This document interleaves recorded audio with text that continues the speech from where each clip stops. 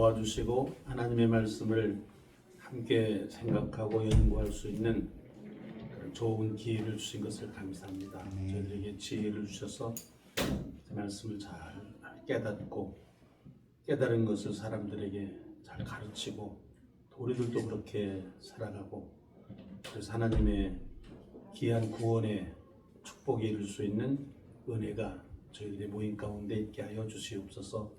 예수님의 이름으로 기도드리옵나이다. 아멘. 혹시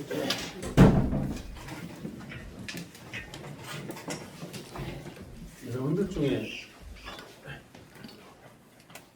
이 말 아세요? 오야오 캐논, 정전.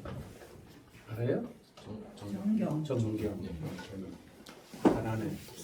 근데 이게 지난주에 교파 얘기를 했는데 이게 교회에 대해서 어떤 교회관을 자기가 가지고 있느냐라는 게 굉장히 중요하거든요. 그 자기가 평생 사역을 해나가는 데 있어서 어떤 교회관을 가지고 사역을 하느냐, 어떤 교회관을 가지고 신앙생활을 하느냐라는 교회관이 굉장히 중요하거든요. 지난주에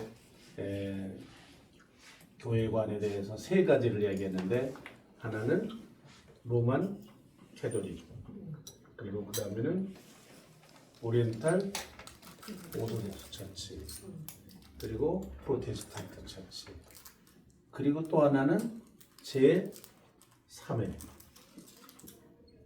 3교회론. 이렇게 해서 되게 전통적으로는 서양 사람들은 되게 요거밖에 몰라요. 세 가지밖에 모르고 전통적으로 교회 가면 이 세 가지 카테고리 안에 넣는데 이제 특별히 70년대에 한국을 중심으로 해서 제 3세계에서 제 3교회론이 많이 논의가 됐거든요. 혹시 여러분들은 어떤 교회관을 이 넷 중에 가지고 있습니까? 김 장로님은 이 넷 중에 어느 교회관입니까? 제3교회. 제3교회론.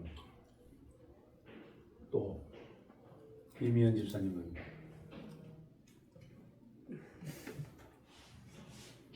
영국사는 프로테스탄트랑 제3교회는 중간 어디쯤인 것 같습니다. 제3교회론하고 어떻게? 그 중간 어디쯤인 것 같습니다. 제3교회론하고 중간으로 있죠. 넘어오는 중인 것 같습니다. 넘어오는 중이야. 나는 어떤 교회가 가지고 있는가 생각을 해보니까 여기 20%, 여기 20%, 여기 20%, 여기 40% 가지고 있는 것 같아요. 근데 이게 보니까 한쪽 교회관을 우리가 고집하는 것보다는 이게 네 교회관이 다 일리가 있어요. 나름대로 일리가 있어요.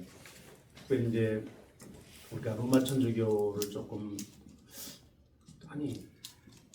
그 교회만 구원이 있다, 또 성체를 모셔야 예수님을 만날 수 있다라는 이 얘기가 개신교인들로서는 상당히 그 이해가 잘 안 가는 부분이긴 하지만, 근데 그거가 굉장히 객관적으로 생각이 될 거는 뭐냐면은 로마 천주교가 시작이 되면서부터 1960년까지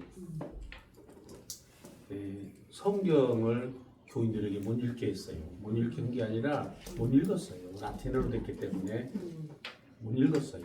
그리고 또 예배도 전부 라틴어로 했기 때문에 뭐가 뭔지 몰랐어요. 그러니까 무슨 말을 하는지 모르고 그냥 천주교인들이야말로 그 전까지 천주교인들이야말로 가슴만 3번 치고 다시로다 가슴 3번 치고 신두가 주는 떡 한 쪽 먹고 그리고서 신앙생활 했거든요. 그런데 이 교회가 2000년을 견딘 거예요. 2000년. 우리처럼 포도주도 한 잔 못 얻어먹고 한 다울이라도 못 얻어먹고 빵 한 쪽 먹고 가슴 3번 치고 2000년을 견딘 거예요. 그럼 우리가 이거를 굉장히 심각하게 생각해야 되는 거예요. 이 떡 한쪽이 뭐냐 이게. 그렇게 무시하면 안 되고 교회를 지탱하는 건 딱 이거 하나였어요. 빵 한 조각이었어요. 그것도 쬐끄만 거 이렇게 뭐 입에다 넣으면 또 예수님 살이니까 막 씹어 먹는 거는 불경하니까 넣으면 입에다 넣으면 사르륵 녹는 거 그거 하나 받아 먹고 2000년을 산 거예요. 2000년의 교회가 유지된 거예요. 이게 뭐냐 이거예요.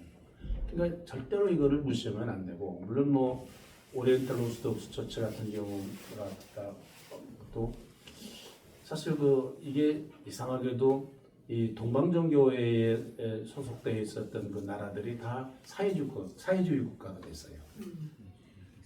이제 사회주의권이 무너진 다음에 내가 이제 동방정교에 있었던 나라들을 뭐 루마니아든지 여러 나라들을 쭉 다니면서 봤는데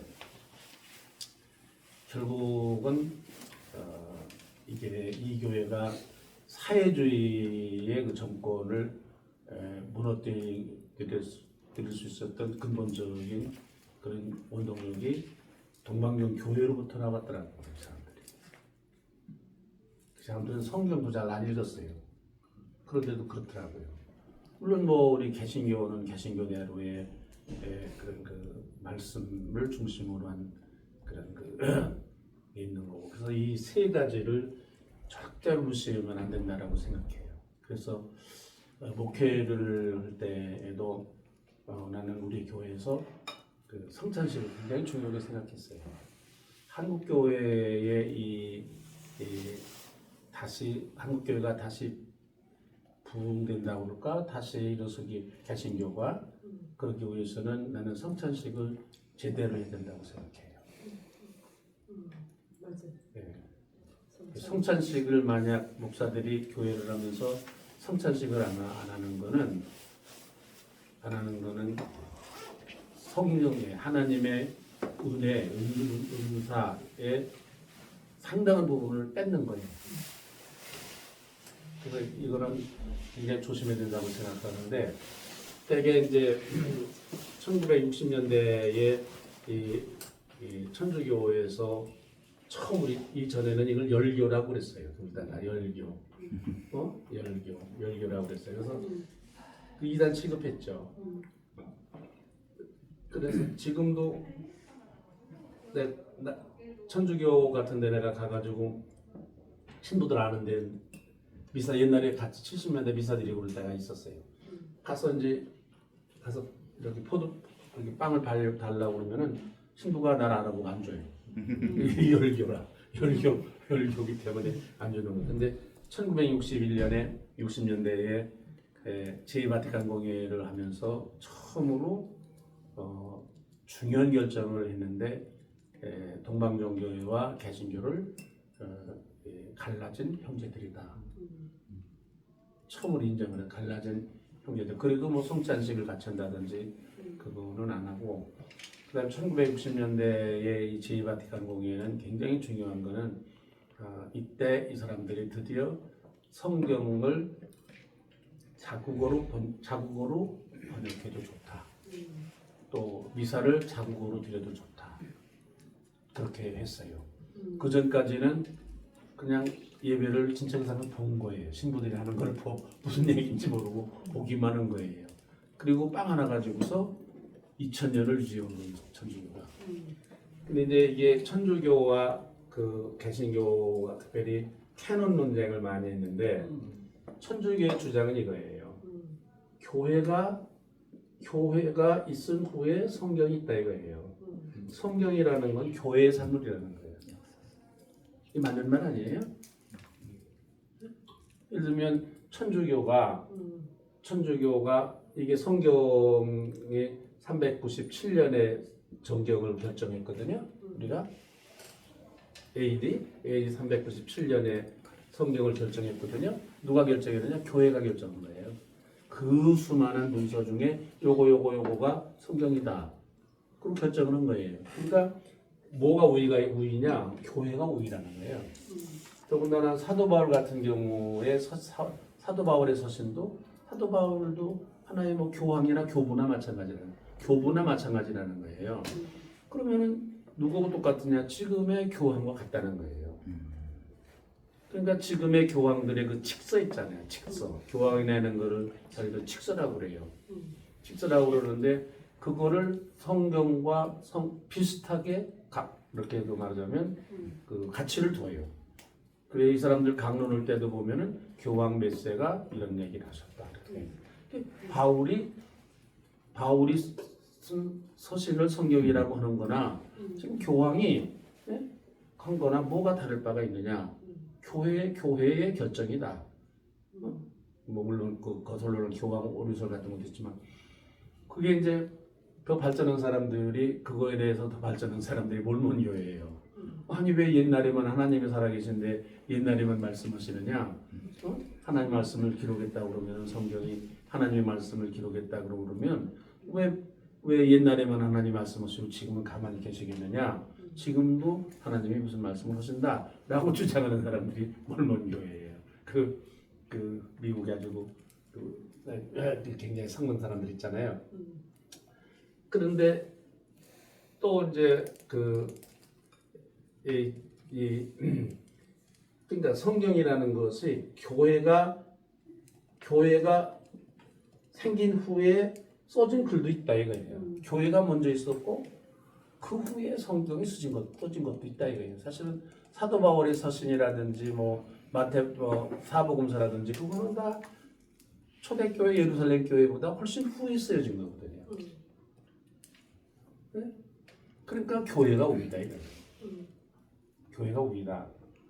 이거를 성경을 캐논으로 삼는 거는 이거는 문제가 있다 이렇게 보는 거죠.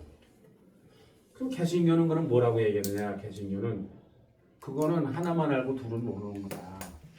이 성경 말씀이라는 게 근본적으로는 예수님의 말씀이 중심적이고 구약에 있어서는 그 구약의 그 토라 율법서가 중심적인 건데 이게 이 당신들이 말하는 건 성경을 이렇게 그 하나의 그 규격을 만들었을 때의 성경을 얘기하는 거지 사실은 예수님의 말씀은 교회 전에 있었다.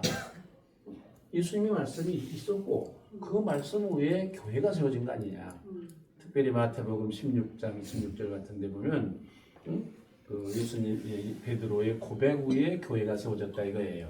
그러면 예수님이 없이 무슨 교회가 어떻게 세워졌느냐? 예수님의 말씀 위에 교회가 세워진 거 아니냐? 그러니까 이게 말하자면 형식적인 성경으로는 교회가 먼저 있고 성경이 나중에 있었을지 모르지만은 실질적인 내용으로 보면 예수님의 말씀 위에 교회가 생긴 건다 이거예요. 예수님 없이 무슨 교회가 생길 수가 있었느냐? 그러니까 예수님의 말씀이 우이다. 말씀이 우이다. 이렇게 지금 얘기를 주장을 하는. 그러니까 뭐 그거는 상당한 이제 신학적인 그런 논쟁이 계속이 되는 거죠. 근데 나는 뭐 여러분들이 꼭 드리고 싶은 말씀은 이 한쪽을 고집하고 한쪽을 절대화하지 말고 다른 사람들의 얘기도 들을 줄 알아야 되고 다른 사람들의 주장도 우리가 이해할 줄 알아야 되는 거다. 이 교회관에 대해서도 상당히 넓은 의미의 교회관을 가지고 있어야지 우리가 개신교이기 때문에 이것만 딱 고집을 하고 그러면은 특별히 에큐메니컬 운동하는 데 있어서의 에큐메니컬 운동을 하려고 하는 사람들에게 있어서의 말하자면 그런 고정된 편협된 성경관을 가지고 있는 한은 절대로 에큐메니컬 운동을 같이 할 수가 없는 거예요. 그러니까 하나님이 1960년에 제2바티칸 공의에서 결정한 것 중에 가장 정말로 획기적인 결정은 하나 있었는데 옛날에는 천주교 모든 사람들이 다 기독교인이기 때문에 또 이 사람들이 낳기 전에 이미 기독교가 다 들어왔고 서구에서 이제 천주교가 no question. 그런데 이게 여러 나라의 선교사들이 나가서 선교를 하고 이제 그렇게 하면서 부딪힌 문제가 이거예요. 신부님, 신라 시대에 우리 조상들은 그럼 어떻게 됐겠습니까? 교회도 없었고 예수님도 몰랐고 신라 시대에 그러면 그 사람들은 다 지옥 갔겠습니까? 그럼 상당히 그거는 언페어인 거다 이거야. 아니 교회가 있은 다음에 너 교회 안 다녔어 너 지옥 가라 그러면 뭐 이해가 가지만 아니 예수 믿고 싶어도 예수라는 말을 들을 수도 없고 교회를 다니고 싶어도 교회가 있을 수가 없고 성찬식 그러고 싶어도 뭐 성찬 나눠주는 교회가 없었는데 그럼 그 사람들은 어떻게 됐겠냐 이거예요. 이런 질문이 여러 가운데로부터 왔어요. 뭐 지금도 아마 그런 얘기를 우리가 개신교에서도 많이 들어요. 그러니까 목사들이 대답을 제대로 못 에이 그런 소리 하지 말고 믿어보는 소리 하지 말고 그럼 뭐 그냥 기도나 열심히 하라 뭐 이러고 말긴 하지만은 그거에 대한 대답을 하기는 해야 되는 거 아니에요. 그때 이 문제를 가지고 오래 논의를 하던 끝에 이 천주교가 굉장히 중요한 결정을 내렸는데 무슨 결정을 내렸냐면 그때에는 불가피한 상황 믿음을 가지지 못한다든지 예수의 이름을 접하지 못한다든지 교회가 없었다든지 그런 상황 속에서는 하나님께서는 특별한 다른 방법으로 구원을 내리신다 이분하신다 라는 결정을 했어요. 굉장히 중요한 결정이죠. 근데 그거는 사실 우리가 이해해야 되는 건 신라 시대에도 봄이 오면 꽃이 피고 가을이 되면 열매를 맺을 거 아닙니까? 비가 오고 바람이 불고 계절이 바뀌고 그랬을 거 아니에요. 그럼 우리는 어떻게 믿는 거예요? 다 하나님이 하시는 거로 생각하는 거 아니에요? 그러면은 그때는 하나님이 신라 시대에 우리나라에 계셨어요? 없으셨어요? 계셨지. 계셔가지고 꽃도 피게 하고 열매도 맺게 하고 그랬을 거 아닙니까? 그런데 하나님께서 야 내가 뭐 꽃은 피게 하고 열매는 맺게 하지만 그 사람은 내가 잘 모르겠다. 한 2000년 후에 언더우드라는 작을 테니까 그때 알아서들 해라. 뭐 이랬겠냐 하나님이. 이해가 갑자기 안 가는 말 아니에요. 근데 우리 개신교는 이거를 특별히 한국 개신교 같은 데는 뭐 이걸 완전히 무시하고 이제 그냥 쌩까는 거 요즘 애들 말하고 그런데 천주교는 1960년에 이거를 결정을 했어요. 그러니까 이 사람들은 불교에 대해서도 굉장히 넉넉한 거예요. 아하, 이 불교라는 이 종교도 천주교에서 불교라는 종교도 하나님께서 우리 기독교가 들어오기 전에 구원을 이루실 특별한 그런 하나의 방법이었을는지도 모른다. 방법이었다라는 얘기가 아니라 방법이었을는지도 모른다. 이거 무시하면 안 된다. 그러니까 불교하고 같이 교류하는 것을 너무 자연스럽게 하는 거예요. 그러니까 요즘 말하자면 우리가 얘기하고 있는 그 교회밖에 구원이 있느냐라는 거, 그다음에 다원론 있잖아요. 다원주의 이런 것들에 대한 것도 이런 교회론을 확실하게 우리가 가지지 않으면은 독선에 빠지고 오류에 빠지게 되는 거예요. 이 무슨 말인지 알겠어요 이게? 한참 우리가 문제가 되고 있는 다원주의 같은 것도 있잖아요.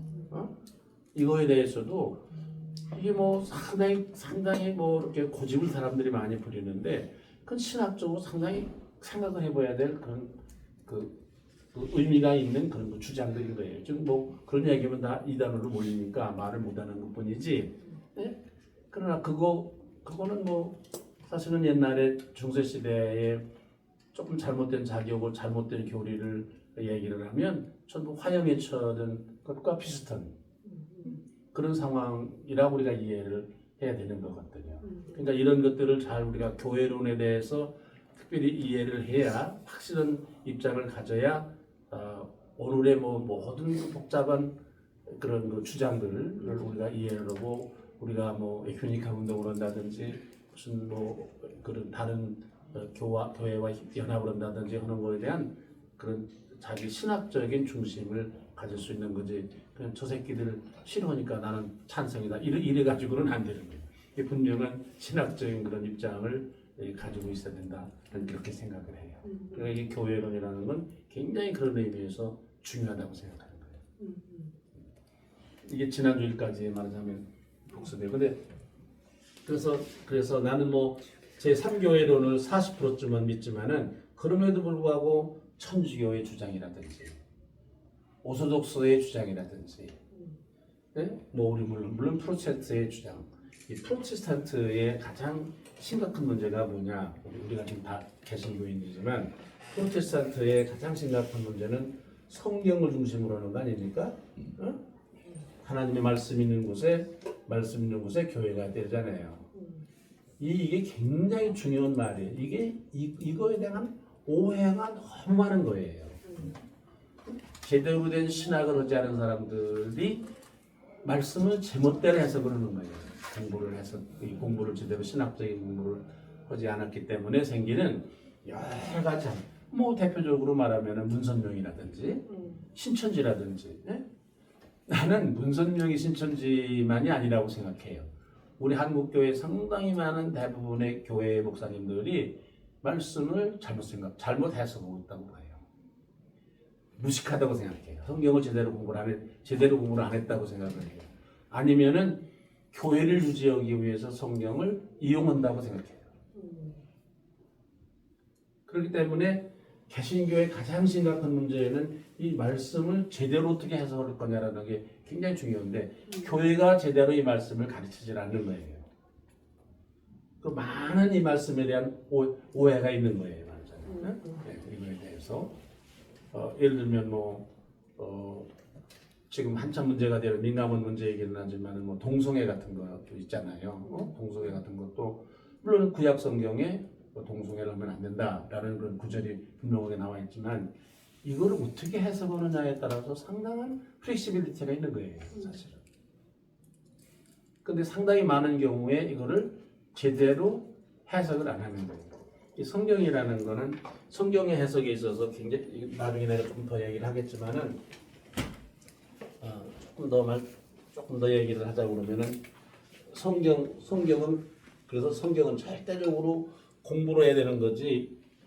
성경을 지금 우리는 많이 읽고 많이 쓰고 하는 거를 자랑으로 하는데 잘못 이해하고 성경을 많이 읽으면은요 오히려 더 나빠져요.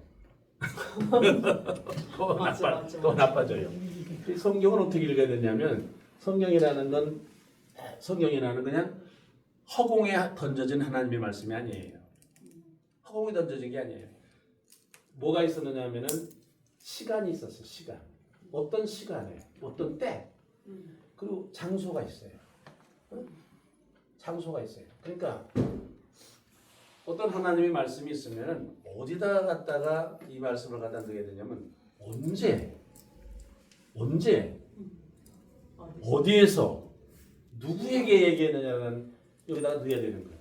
이거를 가리켜서 컨텍스트라고 그러거든요. 이건 텍스트라고 그러고, 이건 텍스트라고 그러고, 이거는 컨텍스트라고 그러거든요. 어느 때. 그러니까 예를 들면 내가 손은정 목사님한테 무슨 얘기를 했는데 언제 무슨 얘기를 했느냐는 게 굉장히 중요해요. 언제 했느냐? 사람 청구 되기 전에 했느냐, 될 때 했느냐, 된 다음에 했느냐, 끝날 때쯤 했느냐 굉장히 중요해요. 어디에서 했느냐는 것도 굉장히 중요해요. 의미가 다 달라져요. 똑같은 말이지만 다 달라질 수 있어요. 내가 요새 우리 선배들하고 만나서 자기들끼리 만나서 내 얘기를 많이 한대요. 뭐 욕도 하고 그러지만 그런데 지금 그때 했던 말을 지금 했으면 나는 큰일 나요. 그 사람들에게. 나 아마 지금쯤은 미투로 걸리든지 하나 무슨 성희롱으로 걸리든지 그랬을 거예요. 그러나 그 시각 그때 70년대에 산업선교에서 노동자들에게 얘기했기 때문에 내 말을 언제 그 말을 했느냐라는 거를 감안을 해야 그걸 생각을 해야 내 말이 이해가 되는 거지.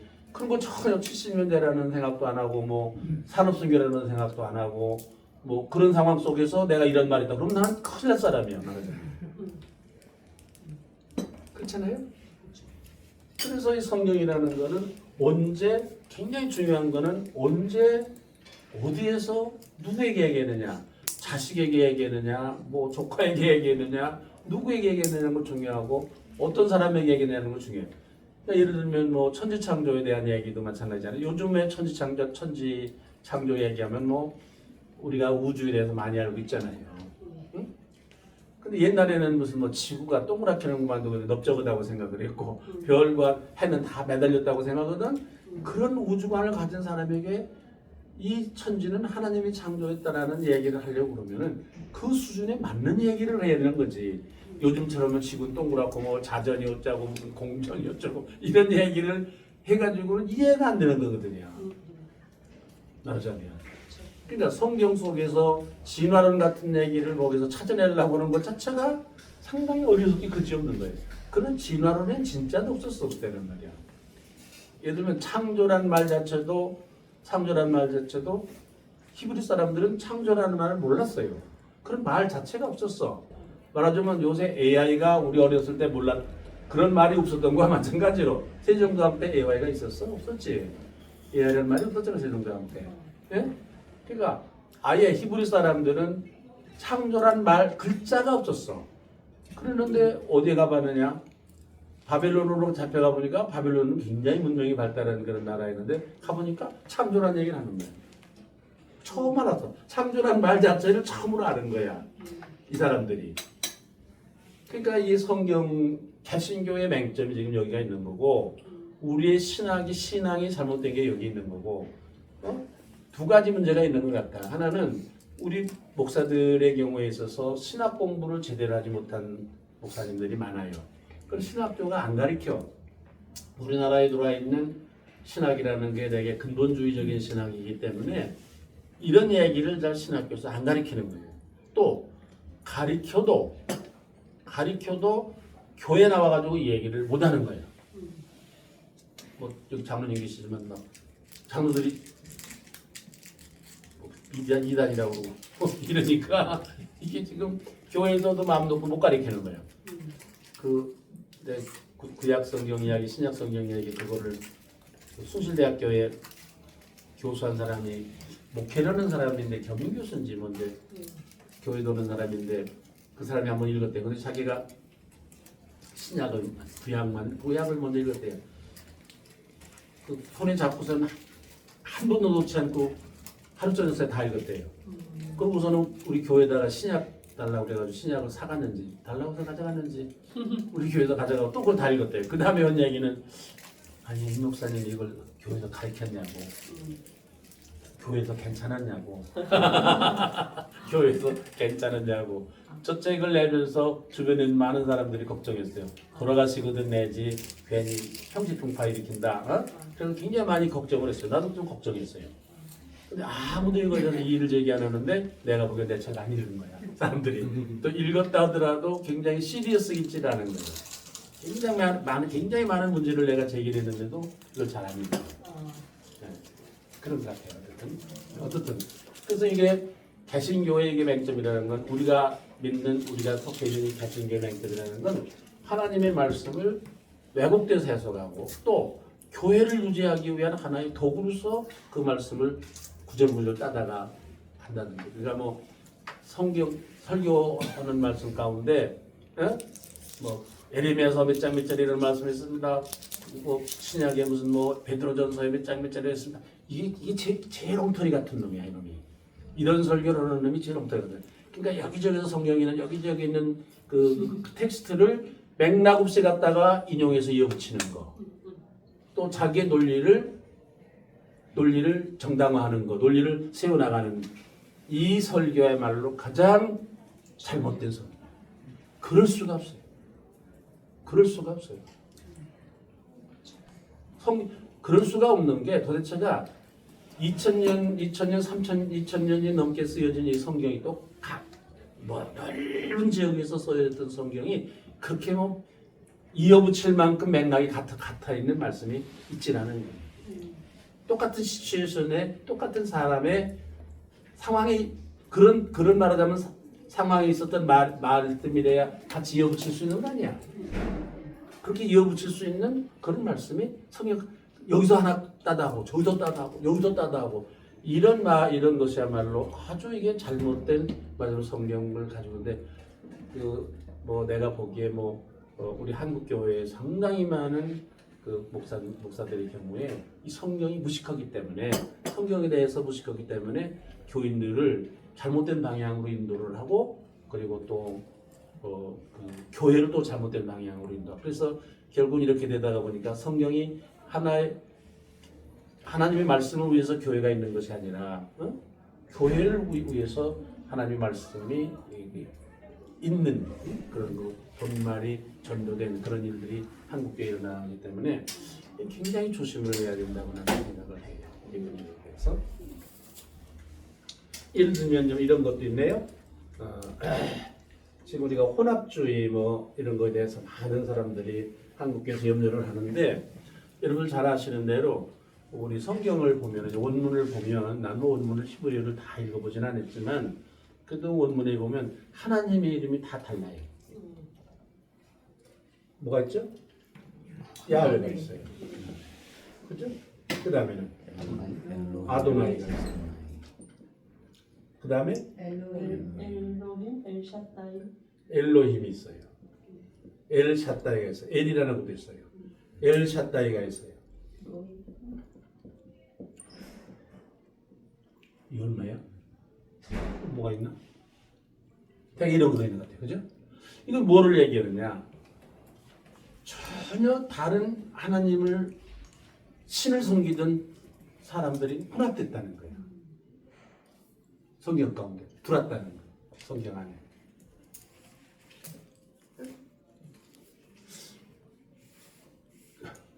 성경이야말로 다양한 그런 그 종교의 연합체로 해요.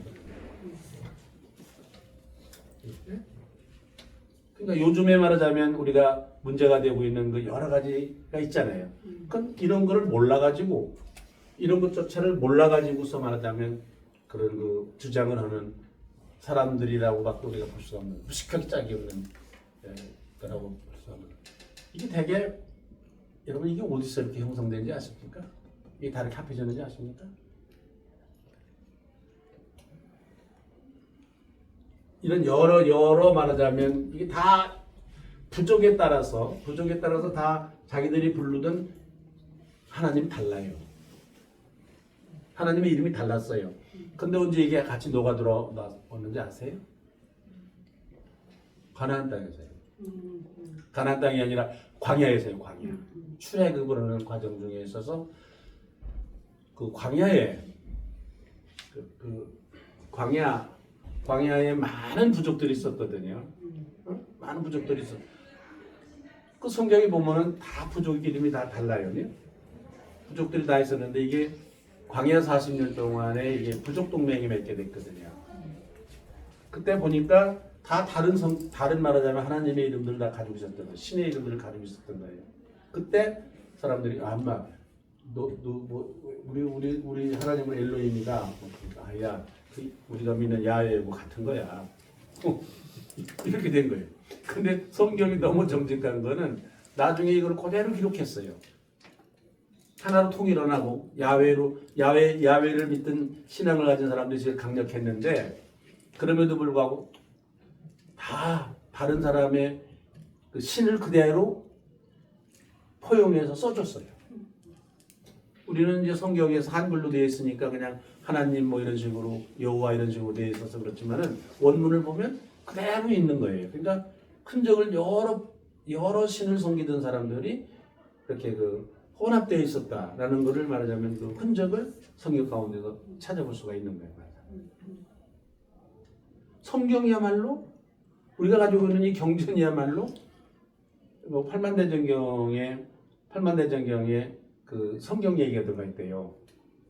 고려 시대에도 아마 그 성경 얘기가 떠오르다는 얘기 있었던 거. 팔만대전경 안에도 난 보지 못했는데 누구한테 들었는데 어쨌든 그 성경 말씀이 몇 구절 있다고 하더라고요. 오늘은 그 얘기 안 하려고 그러는 거고 오늘라고 내가 얘기하려고 그러는 거는 죄와 구원에 대한 얘기를 하려고 그러는데 아주 유치한 질문인데 유치한 질문부터 시작을 해야 좋다고 생각해요. 김전사 예수는 왜 믿냐? 모태신앙이긴 한데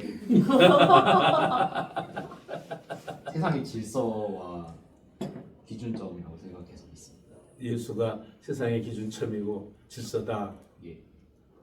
그래? 양 목사 왜 믿냐? 예수를 왜 믿냐? 그러게요. 망했습니다. 예수 믿다가 망했어. 망하려고 예수 믿었냐? 그냥 심각하다 얘. 말이 심각하네. 그 예수를 믿느냐? 난 간단하게 생각해요. 예수 믿는 거는 구원받으려고 예수 믿는 거예요. 이건 우리가 뭐 이 전제를 잊어버리면 안 된다고 생각해요. 이거는 예수 믿는 건 구원받으려고 예수를 믿는다. 나는 그렇게 생각해요. 구원이라는 건 뭐냐? 뭐 이 구원에 대한 게 굉장히 해석이 분분하지만은 나는 그냥 쉽게 생각해서 행복이라고 생각해요. 구원받는다 이거예요. 근데 이제 구원받는다는 말을 가만히 우리가 생각을 해보면은 구원받는다는 얘기는 어디서 건져냈다 그 뜻 아니야? 그지? 뭔가 잘못되는데 그걸 회복한다 그런 뜻 아니야? 어디서 건져 나왔다 이거야? 빠져나왔다? 이게 구원 아니에요? 키드냅되는데 이렇게 납치되는데 구출해내 구원받았다 이거 뜻 아니야? 그러면 어디에서 우리가 빠져나왔다는 얘기예요? 쉽게 얘기해봐요. 교회에서 얘기하는 대로 죄야 죄. 죄에서 우리가 빠져나왔다. 죄에서 구원받는다고 얘기했잖아.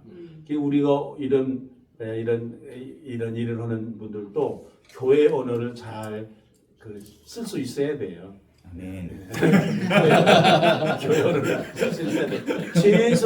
죄에서 구원받기 위해서 우리가 죄에서 구원받기 위해서 우리는 사실은 예수를 믿는 거예요. 죄에서 구원받기 위해서 예수 믿는다는 얘기는 불행하던 삶에서 행복한 삶으로 되기 위해서 우리는 예수를 믿는다 그거예요. 그 이상의 것도 없어요. 뭐 우리가 뭐 산업선교도 하고 뭐도 다 하지만은 그거 뭐 다른 일 때문에 연락하는 게 아니라 죄에서 불행한 데서 행복한 대로 나도 이런 일을 함으로 말미암아 불행 속에서 불행한 인생을 살던 내가 행복한 삶이 되고 또 뭐 불행한 인생을 사는 사람들을 행복한 인생의 삶을 살도록 하는 거. 그게 우리의 목적이에요. 그 잊어버리면 안 돼요. 뭐 임금 올린다든지 뭐 세종호텔 그 사람 내려오게 한다든지 그거 아니야. 물론 불행하니까 행복하게 내려오려고 그러는 거지. 구원이죠. 그것도 구원이지 말하자면 일종의. 구원이지. 구원이지. 네. 그런 어떻든지 간에 그런 거란 말이에요. 그러면 도대체 이 죄라는 게 뭐냐는 게 굉장히 중요해요. 우리 한국 교회의 가장 큰 심각한 문제 중에 하나는 죄가 뭔지를 모르는 데 있어요. 목사님들 몰라. 죄가 뭔지 목사님들도 몰라. 그리고 교인들은 뭐 더 몰라. 교인들은 더 몰라. 교인들은 뭐 글쎄, 교인들 일반적으로 생각하는 교인들의 죄는 뭐라고 생각할까? 되게 뭐 교회에서 다 우리 죄를 고백합시다. 그리고 이제 뭐 또 하나님과 나와 뭐만 하는 죄를 또 고백합시다. 그런 얘기도 사제기도 시간에 하잖아요. 근데 사제기도 시간을 안 하는 교회도 많이 있죠. 거의 다 안 하지. 그거는 진정한 예배가 아니에요. 죄의 고백이 없는 그런 그 예배는 진정한 예배가 아니에요. 네. 그러니까 우리가 죄가 뭔지를 알고 우리가 세상에서 그런 죄를 지었고 그러니 오늘 여기에 하나님 앞에 나왔으니 하나님이 내 죄를 용서해 주시고 우리를 구원해 달라. 내가 이렇게 이 죄 때문에 불행하게 살았는데 오늘 내가 다 돌이킬 테니 나를 행복한 삶으로 다시 구원해 주십시오. 이게 사실은 사죄의 고백이거든요. 이게 네? 죄가 뭐냐라는 거를 우리가 알아야 되는데 그 뭐 성경으로 가야 돼요. 우리는 성경이 중요한 레퍼런스니까 성경으로 가야 돼요. 이제 창세기 1장하고 2장이 있는데 창조설화가 둘이 있잖아요. 창세기 1장은 되게 첫 번째 써졌으니까 똑같은 창조설화가 둘이 있거든요. 창세기 1장에 있는 거는 어디에 속해 있는 문서죠? 피문서입니다. 알죠? 피문서. 피문서라는 거는 바벨론 포로 시대에 가서 이제 써진 겁니다. 저자가 누구지? 프리스트라고 그러는데 경건한 사람들이라 이제 그런 뜻이죠. 프리스트라고 그러죠. 그런데 이 바벨론 포로가 굉장히 중요합니다. 바벨론 포로가 사실 이 토라 구약 성경이라는 말은 없잖아요. 원래 토라 그러니까 율법, 예언, 서신 성문서 이 세 말이 구약 성경이지 그렇잖아요. 그리고 우리가 꼭 알아야 될 거는 성경을 다 평면적으로 보면은 안 되고 성경 가운데에도 중요한 성경이 있고 중요하지 않은 성경이 있어요. 이 얘기하면 사람들이 깜짝 놀라지만 금에도 다 똑같은 금이 아니라 24금도 있고 뭐 18금도 있고 있는 것처럼 성경에도 특별히 구약 성경은 그래요. 구약 성경 같은 경우는 이게 진짜 성경이라고 그러면 토라예요. 토라. 그건 순금이에요. 토라. 모세오경. 뭐 육경 하면 이제 신명기까지 포함을 하지만은 모세오경. 그리고서는 예언서예요. 예언서. 그 열왕기하고 예를 들면 역대서가 똑같은 이스라엘의 역사를 기록했지만 하나는 성문서고 하나는 예언서예요.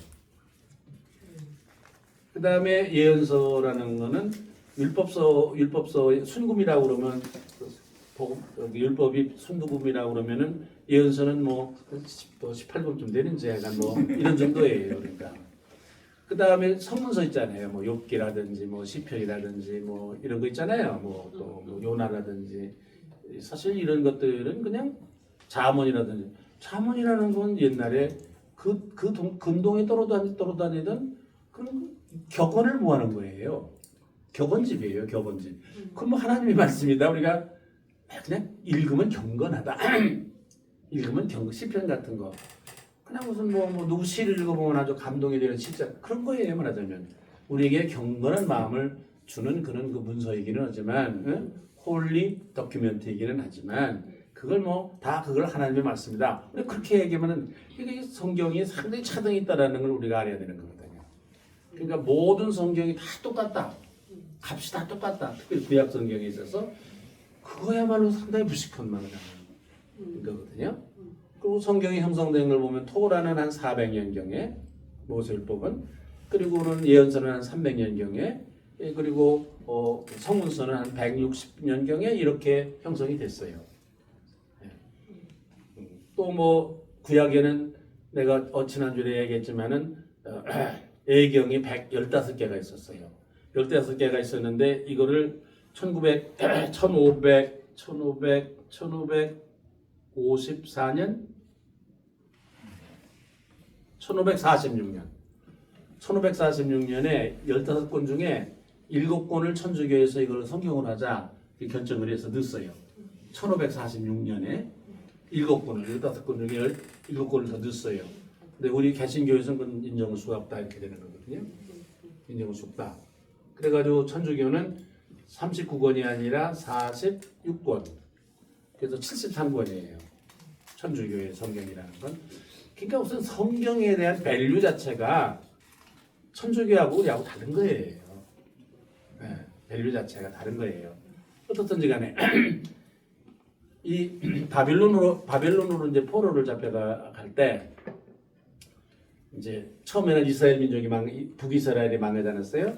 그 다음에 남유다가 망하지 않았습니까? 나중에 그때 바벨론이 잡아갈 때 어떻게 잡아갔냐면 이스라엘 사람들을 다 잡아간 게 아니에요. 무지랭이들은 다 남겨놨어요. 나 같은 사람은 농사 짓고 뭐 이런 거요.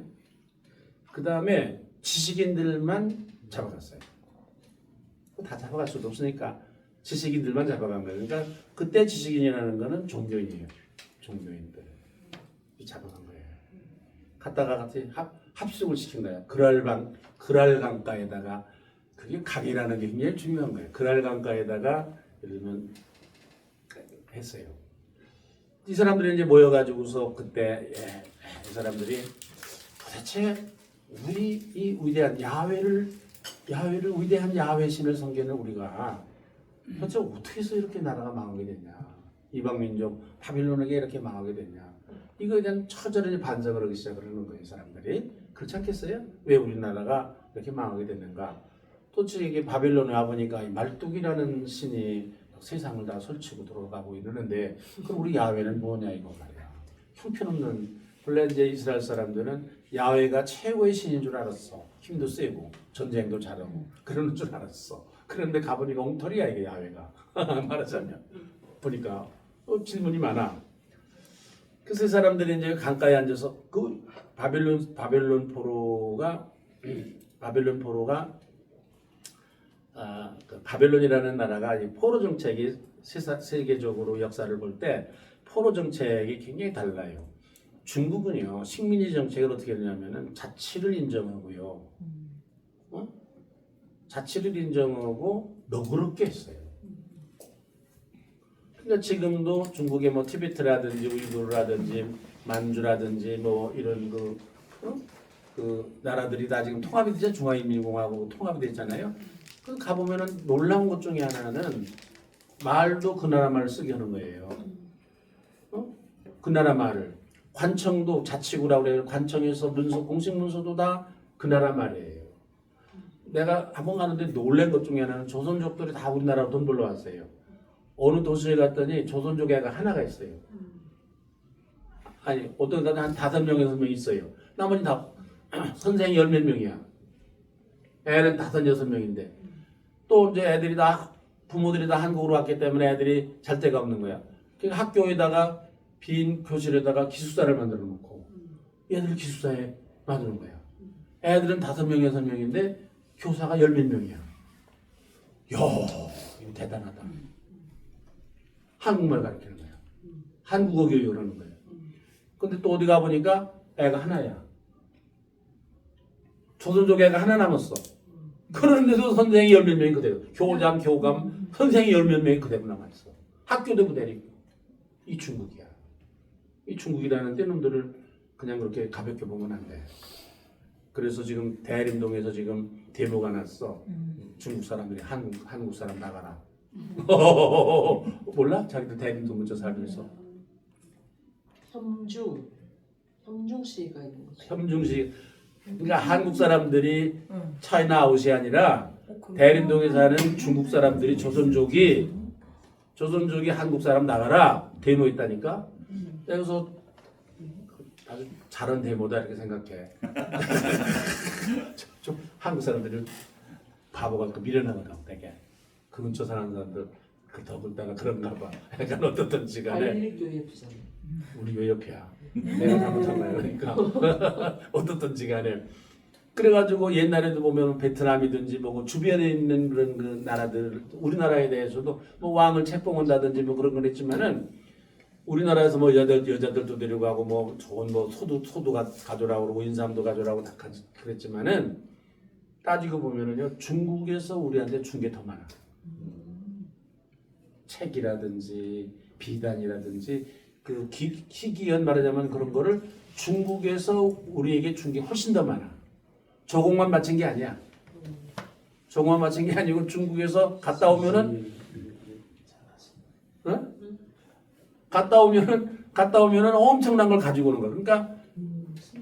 그러니까 물교환 그러니까 어떤 이 중국 때문에 중국에 사신 1년에 동지사도 가고 뭣도 가고 1년에 2서너 차례 가는데 그거를 통해 가지고 우리가 문명을 받아들이는 거야. 세계 문명을 받아들였어요. 중국의 정책이야. 일본 놈들은 쪽발이들이 가지고 섬놈들이잖아. 손 좀 봐요. 그럼 막 때리지, 뭐 말도 바꾸지, 성도 바꾸지, 이름도 바꾸지. 이러니까 이게 중국에 대해서 반대했다는 말은 없어. 이 조선 시대에 없어. 그런데 36년을 일본이 다스렸는데 식민지를 했는데도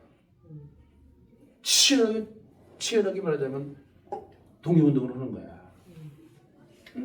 내가 얘기하면 바빌론이 그랬어. 갔다가 거기에 그랄방가에다가 검은 고도 키고 검은 거 있잖아. 뭐 히브리 노예들의 합창 또 무슨 뭐 검은 고도 키고 그 시편에도 나오잖아. 뭐 강가에서 검은 고를 키니 무슨 뭐가 뭐 글 있고 뭐 자꾸 뭐 그런 얘기가 나오잖아. 그게 뭐 노역을 시켰다든지 그랬으면 검은 고 킬 새가 있었겠어? 뭐 하는데 너무 재밌는 거는 남북에 있는 지식인들, 남북에 있는 종교인들을 하나로 모아놨어. 그래가지고 이 사람들이 거기서 자기네 역사를 얘기하기 시작하는 거야. 역사를. 그래가지고서 이때 예를 들면 북쪽에 있는 응? 북쪽에 있는 북쪽에 있는 저기 저 족장이 아브라함과 이삭이야. 남쪽에 있는 족장이 야곱이야. 서로 몰랐어. 요즘처럼 무슨 커뮤니케이션이 있었던 때도 아니고 그러니까 서로 몰랐어. 바벨론 포로를 갈 때 아브라함이라는 게 있는 걸 알고 야곱이라는 걸 있는 걸 알고 이삭이라는 걸 그래서 이거를 합했어.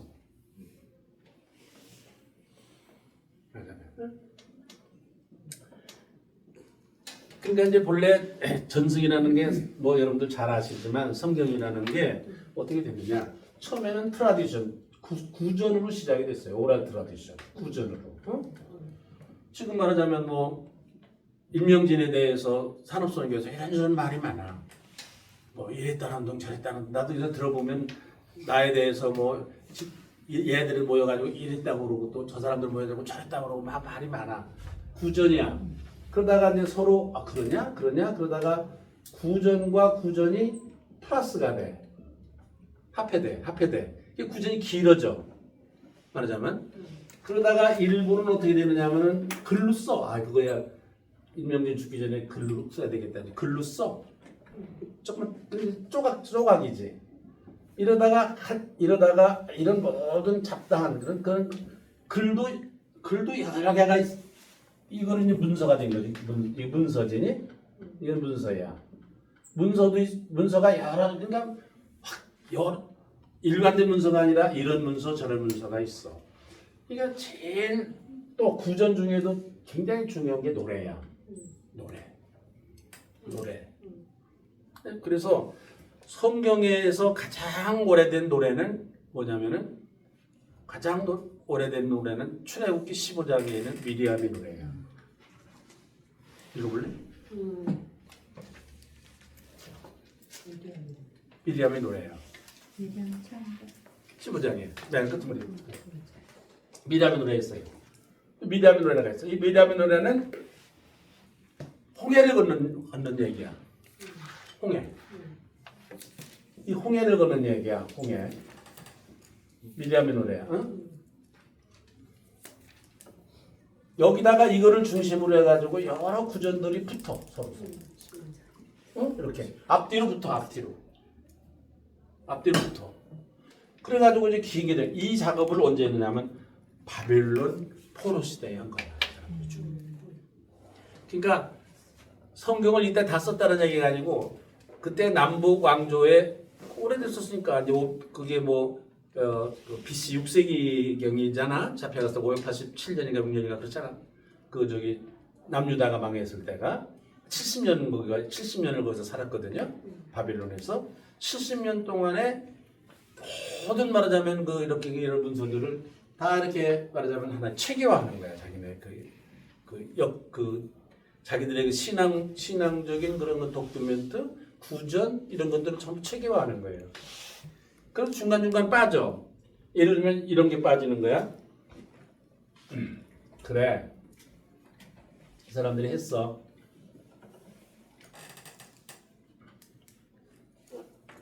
그래서 아브라함이 이제 할아버지가 되고 그래서 저 갈대아 우르로부터 와가지고서 이제 저기 위로 올라 카란으로 가가지고서 이제 밑으로 내려왔어.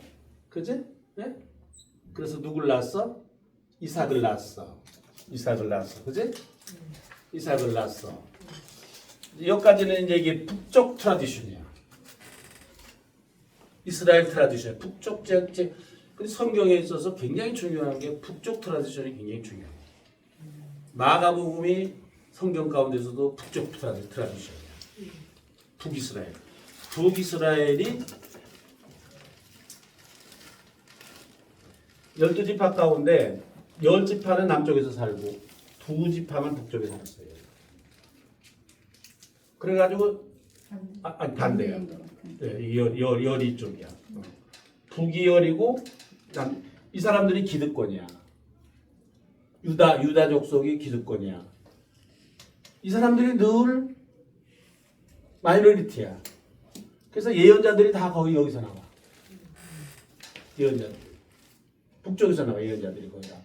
그래서 북쪽은 반항적이고 나중에 이제 우리 전승 얘기를 내가 하겠지만은 성경에는 두 가지 전승이 계속해서 흘러요. 하나는 모세와 광야 전승이 흐르고 이거는 바닥이야. 본래 이게 모세오경의 핵심적인 신앙이야. 하나는 다윗 전승이야. 예루살렘 전승이야. 이거는 기독교가 그때 말하는 야훼 신앙이 다윗의 통치도리가 된 거야. 그리고 신약 시대에 기독교가 로마의 통치 이데올로기가 된 것처럼. 그래서 굉장한 투쟁이 일어나요. 다윗이 그 법궤를 뺏어오려고 그럴 때 저항이 심했잖아. 어떤 놈 죽기도 하고 뺏어오려다가 이러지 않았어요? 또 무슨 뭐 다윗이 자기 당대에 예루살렘 성전을 못 지었어요. 왜 못 지었어요? 저항 때문에 못 지은 거예요. 이건 안 돼. 그 야훼는 본래 어디에 있었던 야훼냐면 천막에 있었던 야훼야. 근데 이걸 데려다가 야훼를 데려다가 예루살렘 성전을 좀 가두려고 그러니까 이게 사람들이 그게 아니라는 거야. 이게 야훼는 그러니까 다윗은 야훼를 뺏어서 자기 정권을 정당화하고 본래 다윗이라는 자가 다윗 그 성경에 보면은 사울 있잖아. 사울이 북쪽 사람이야. 참 사울을 왕으로 선택할 때 너무 재밌었던 거는 가장 적은 지파 숫자가 가장 약한 사람을 왕으로 세웠어요. 왜냐하면 강한 사람이 왕이 되면은 이게 야훼를 독점한다고 생각하는 거예요. 그리고 일부러 가장 적은 에브라임 지파지?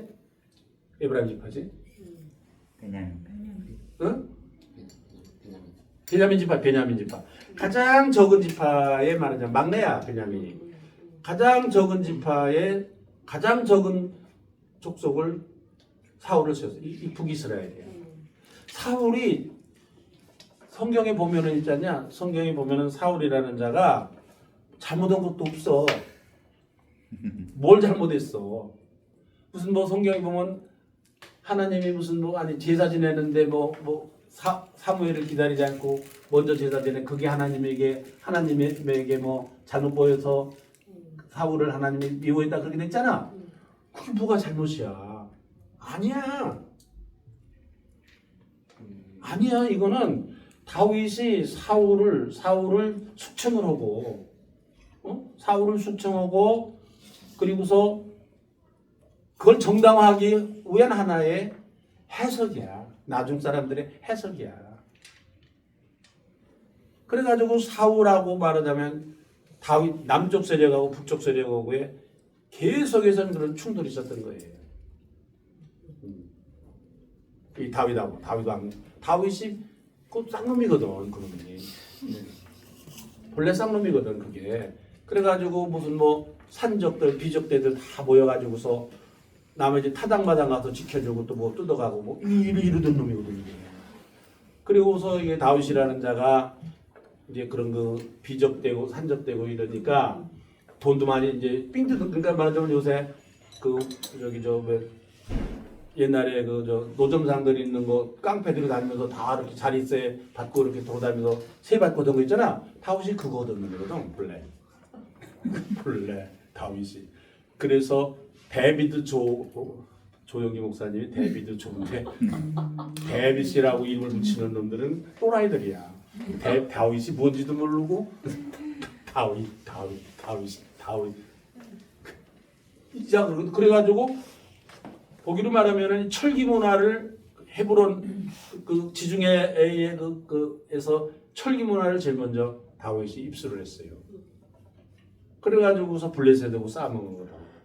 이긴 거거든. 다윗이. 그래가지고 통일에는 처음 해보세요. 다윗이 처음 왕 됐을 때는 북쪽 지파가 하나도 가담을 안 했어요. 북쪽 지파가 하나도 가담을 안 했어요. 근데 나중에 이제 뭐 사람들이 다윗을 이제 정당화하기 위해서 이제 하나님이 이 사람은 한 사람이다. 뽑은 사람이다. 사울은 하나님이 미운 사람이다. 계속해서 이거를 정당화하기 위한 다윗의 구테타를 정당화하기 위해서 만들어낸 거야. 그래서 뭐 윤석열이 뭐 내란 수계다고 똑같은 거야 말하자면 그런 식이야. 사울을 갖다가 이런 그렇게 말하자면 매도를 하는 거야. 그러니까 권력을 잡았으니까 그렇게 이제 매도를 이렇게 하는 거예요. 그러니까 이 북쪽 이스라엘의 이 저항하는 세력과 그리고 남쪽 유다의 말하자면 그 다윗의 그 기득권이 된 그 제사 종교가 계속해서 충돌을 하고 계속해서 북쪽에서는 이 남쪽을 공격하는 거야. 실제로는 야훼 신앙이라는 건 북쪽을 통해서 흘러내려오는 거예요. 이게 어디까지 오느냐면 마가복음까지 오는 거야. 마가복음이 북쪽이야, 북쪽. 북쪽에 있었던 예수의 전승이야. 북쪽 사람들에게 있었던, 그러니까 하나님 북쪽, 내가 무슨 얘기를 지금 잘 말이 안 나와서 그러는데, 북쪽이라는 데가 늘 눌려 있었던 사람들. 저항정신, 그러나 밑바닥 사람들은. 그래서 마가가 마지막에 예수를 만나려면 갈릴리로 와라. 갈릴리가 어디야? 북쪽이야. 가난한 사람인데 와라. 이게 말하자면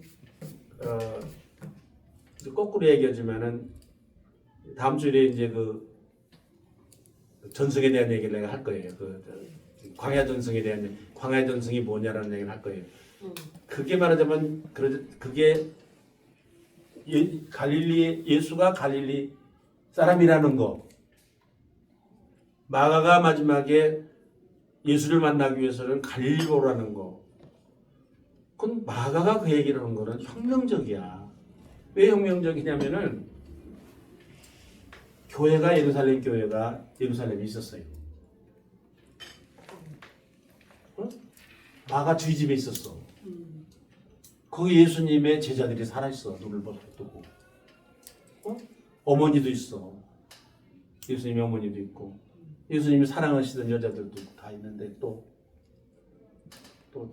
그런데 거기로 오라고 그래야지. 예수 만나려면 그리 오라고 그래야지. 갈릴리로 와라. 그게 말이 안 되거든.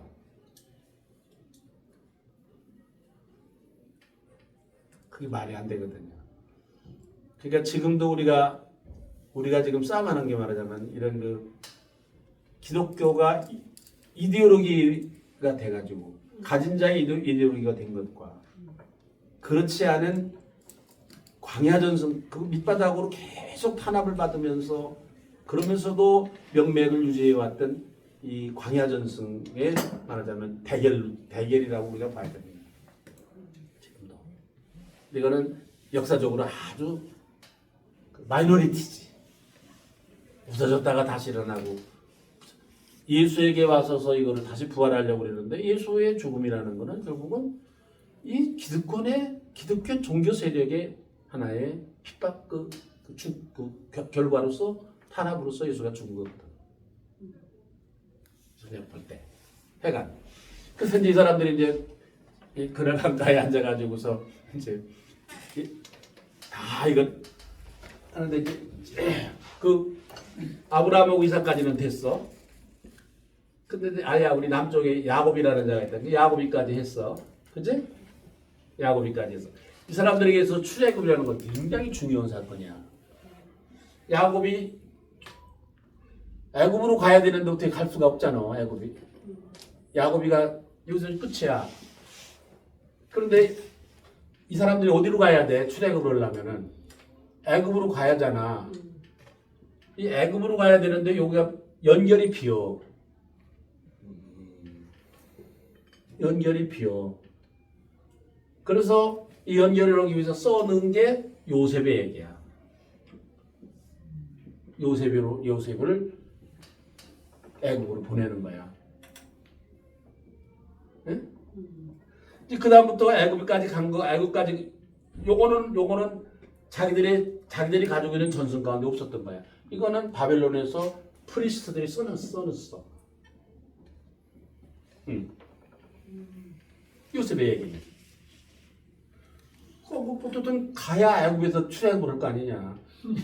이 사람들이 가지고 있는 이스라엘 사람들이 가지고 있는 굉장히 중요한 핵심적인 전승은 출애굽이야. 출애굽. 왜 출애굽이냐? 왜 출애굽이냐면 이 출애굽이 하나님의 구원의 시작이야. 하나님 구원의 시작이야. 그러니까 이제 내가 다음 주에 얘기를 하겠지만 이제 에덴 동산에서 다 쫑났잖아. 이제 하나님이 이제 자기 계획이 실패를 한 거야. 쫑났어. 그러니까 이거 하나님이 그래도 이거 뭐 안 되겠다. 다시 해야 되겠다라고 해서 첫 번째 구원의 사역을 시작한 게 노아야. 이 세계 괜찮은 놈을 갖다 싹 죽이고 이놈을 씨를 해가지고 한번 해봐야 되겠다. 이렇게 생각을 하고 노아의 가족만 살려낸 거야. 그러니까 하나님이 사람을 지은 걸 후회하셨어요. 그래서 싹 죽여. 이게 다시 죄 없는 세상 에덴 동.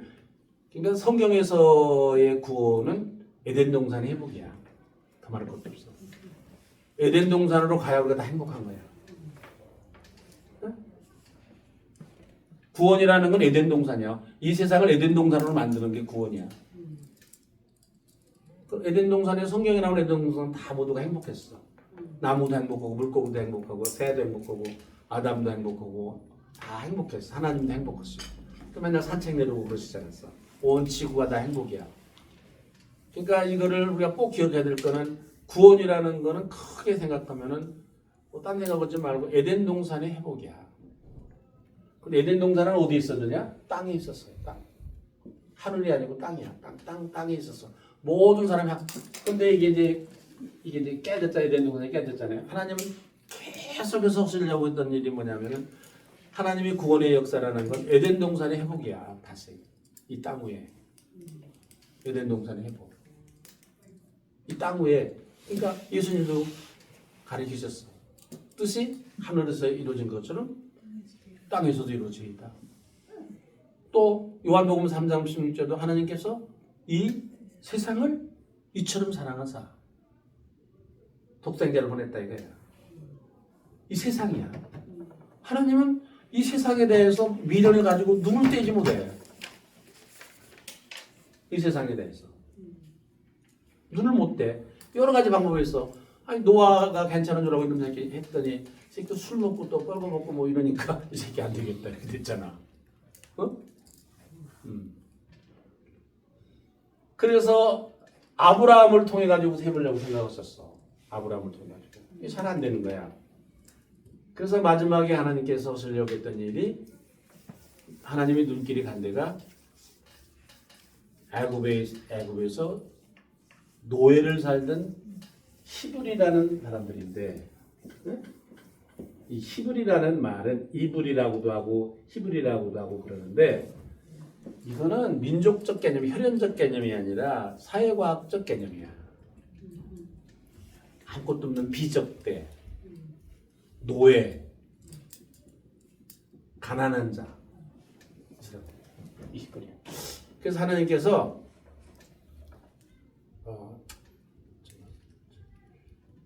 장신대 뭐 우수한 성적으로 졸업한 손은정이가 아니라 저 밑바닥에 있는 아무것도 모르는 저자들을 데리고 뭘 한번 해봐야 되겠다 이렇게 생각하고 하나님이 선택한 게 히브리거든요. 그 어디 있었느냐? 저 우수한 성적을 졸업 안 했어요. 재적도 안 하고 모든 뜯어 이게 가서 증명서 떼보니까 FFF 뭐 그래서 이 요셉이라는 얘기는 중간에 이 작업을 만드는 모세 오경 중에 그 율법을 만드는 큰 작업을 바벨론에서 한 거예요. 근데 이 사람들이 그러면 왜 우리 인간이 이렇게 불행하게 됐냐? 죄다 이거야. 죄가 뭐냐에 대해서 이제 어디다가 했느냐면 이제 창세기 3장에 이제 우리가 죄가 뭐냐는 걸 알려고 그러면은 성경에서 제일 먼저 죄 짓는 놈이 뭘 잘못했는가를 알아야 죄 짓는 거라. 어떻게 가지고 이놈이 불행하게 됐는가, 죄를 졌는가 하려면 가야 될 거 아니야? 창세기 1장, 2장, 1장은 저거잖아요. 창세기 그 창조의 얘기인데 피문서예요. 그러니까 바벨론의 얘기하고 똑같아요. 말도 그 날짜도 똑같고 다 같아요. 그리고 훨씬 체계적이야.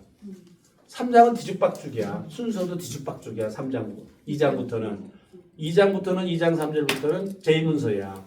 이건 언제적 창조서라냐면 다윗 때 거야. 다윗 때. 다윗 때. 그러니까 한 400년 정도 늦어. 다윗이 1000년이거든. 다윗 시대가 AD BC 1000년이거든. 그런데 바벨론으로 포로 잡혀간 게 한 560 몇 년 정도니까 한 4, 500년 전 늦게 쓰여진 거야. 이 피가 일장이 앞에 와 있지만은 그때는 이미 사람들이 상당히 창조에 대한 그런 체계가 있었을 때야. 뭘 만들고 하는 거. 바벨론에 가보니까 그게 있는 거야. 사람들이 왜 하나님이 뭐 천지 창조주라도 왜 그래서 이제 이것도 어떤 바벨론의 신화를 차용해가지고 그렇게 쓴 게 창세기 1장이잖아요. 피문서예요. 거기 보면 뭐 피문서라는 건 하나님이야. 거기는 하나님. 근데 2장 3절부터는 야훼야. 우리나라 말로는 여호와 하나님이었지만 성경이 참 사람들이 참 이상하게 생각하는 건 성경을 읽으면서 왜 여기서 여기까지는 하나님 그러다가 갑자기 여호와 하나님 그랬지? 본문에 보면 물론 엘로힘 1장은 그 다음에 2장 3절부터는 야훼 이렇게 했잖아요. 근데 이제 굉장히 창세기가 굉장히 3장이 중요해요. 이게 다윗 시대 쓴 건데 본래 이 다윗 시대에 야훼 시대를 쓴 거예요. 썼는데 사실은 이 다윗 시대에 이 창조설화를 썼던 야훼스들의 마지막 결론은 뭐냐면 다윗을 조롱하기 위해서 쓴 거야. 다윗을. 그러니까 너는 흙에서 왔으니까 흙으로 돌아갈 거라는 말이 마지막에 있잖아. 여기 있어 창세기 3장에 그지? 그 얘기 있어. 다윗이 하도 까부는 거야 이게. 지가 왕이라고 그랬었고 뭐 하나님을 지가 다 사로잡아다가 뭐 이러고 그러니까 이거 까불지 마라. 너도 흙이다 이거야. 오. 다윗과 솔로몬 시대 이게 이거 가지고 설교하는 사람 봤어? 장례식 때 나가서 무슨 너 흙이 와서 흙으로 돌아간다 그따위 소리라고 하는데 사실은 본래 이게 다윗 배우던 얘기야. 너 뭐 세계 뭐 세상을 다 통일하고 왕국을 이뤘다고 하는데 까불지 마라. 너 흙이야. 너 흙으로 돌아가는 거야. 이게 그러니까 그 야훼스들이 다윗에 대한 독설이야. 독설. 다윗 때 몰랐겠지 그 새끼 뭘 알았겠어? 그 얘기했는데 알아들었는지 모르겠어. 다윗과 솔로몬에 대한 하나님의 독설 그때 당시에 이 얼마나 사람들이 말하자면 속이 상했겠어. 이게 가난한 자의 하나님에서 천막에 계시던 야훼를 갖다가 가둔 거야. 제 걸로 만든 거야 이게. 그리고 통치 이데올로기에 말하자면 통치자를 만든 거야 하나님. 뺏어간 거야 하나님. 근데 사실은 지금도 우리가 그거에 대해서 화가 나는 거야 지금. 우리 하나님을 뭐 이영훈이한테 뺏기고 오정희한테 뺏기고 다 뺏긴 거야 우리가. 김성환이한테 뺏기고. 응? 다 그것도 지금 모르겠어. 여러분 어떻게 하는지 모르겠어. 그 사람들 다 하나님이 거기서 아마 나오고 싶어서 발버둥 치고 그랬을지도 몰라요. 나가고 싶다. 근데 뭐 꽁꽁 묶고 놨으니까 나갈 수도 없잖아.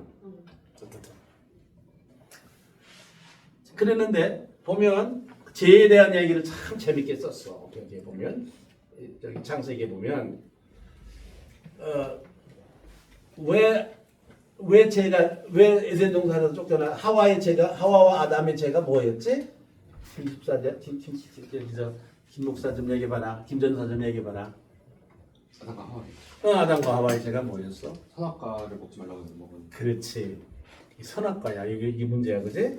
선악과지. 선악과. 먹지 말라 먹는데. 좀 잘 읽어봐라. 너가. 하나님이 지으신 동물 중에 간교한 뱀이 있어. 뭐라고 했는지 한번 좀 잘 읽어봐라. 이 선악과를 따먹어서 하나님이 따먹지 말라고 했는데 어떻게 했어? 불순종해가지고 화가 났다는 거 아니야. 하나님이 쫓아냈다는 거 아니야. 그지? 잘 읽어봐. 뭐라고 썼나고. 뱀이 뭐라고 꼬셨나봐. 하나님처럼 된다. 이거를 놓치면 안 돼. 하나님처럼 된다. 하나님처럼 된다. 하나님처럼. 불순종이 아니야. 선악과가 뭔데 먹어도 되지. 불순종이 아니야. 뭐처럼 되려냐면 하나님처럼 되려고 하는 거야. 하나님처럼. 너 하나님처럼 될 거라는 거야. 맞아, 저게 중요해. 그러니까 하나님처럼 되기 위해서 뭘 먹었어? 하와가 선악과를 다 먹은 거야. 그러니까 사람과 하나님과의 관계가 깨진 거야. 그지? 자, 깨졌어. 깨졌더니 그 다음에 무슨 현상이 일어났어? 부끄러워. 아담과 하와가 뭐 물론 부끄러웠지. 부끄러웠을 뿐만 아니라 서로 한 사람 핑계를 댔어. 그지? 남에게 떠밀었어. 이게 뭐야? 개인주의가 생겼어. 이기주의가 생겼어. 그지? 이기주의가 생겼어. 그치? 그 다음에 여기 굉장히 중요한 일이 생겼어. 부끄러워졌어. 이기주의가 생겼다. 부끄럽다는 얘기는 남이 됐다는 얘기야. 남이 됐다는 얘기야. 부끄럽다는 얘기는. 그러니까 뭘 어떻게 해 입었어? 치마를 만들어 입었어. 치마를 만들어 입었다는 얘기는 무슨 얘기야? 소유가 생겼어. 자기의 소유가 생겼어. 소유가 생겼어. 이랬더니 결국 어떻게 됐어?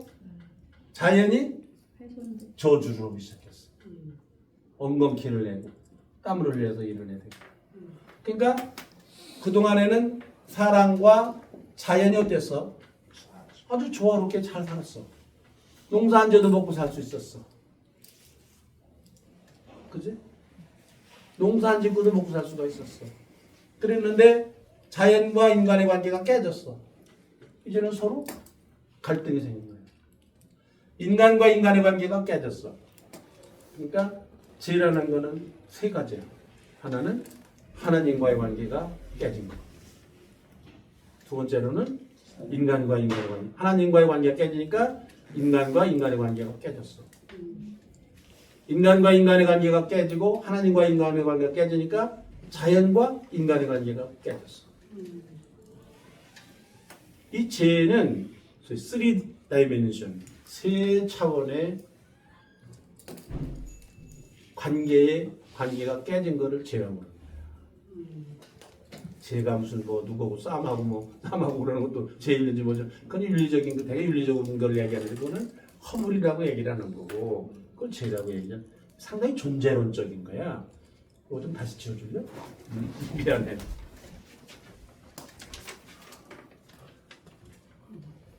근데 여러분 여기서 굉장히 주목해야 될 게 있어요. 나중에 이제 하나님이 말하자면 이 사람들을 구원하려고, 인간을 구원하려고 그러는데 근본적으로 무슨 문제를 해결을 해야 인간들이 행복할 수 있을까? 무슨 문제를 해결을 해야 구원받을 수 있을까? 이거에 대해서 하나님이 굉장히 심각하게 생각을 했어요. 하나님 나중에 처방을 내놔요. 처방을 내놓는데 그건 내가 다음 주에 얘기했지만 내가 죄에 대한 얘기를 내 생전 처음으로 해보는 일인데 그거는 여러분들이 죄를 너무 단편적으로 생각을 하기 때문에 지금 내가 죄라는 건 상당히 복합적이고 다양해요. 내가 그림을 하나 그렸어. 잘 그려지는지 안 예쁜 그렸다 줬다 했어 내가.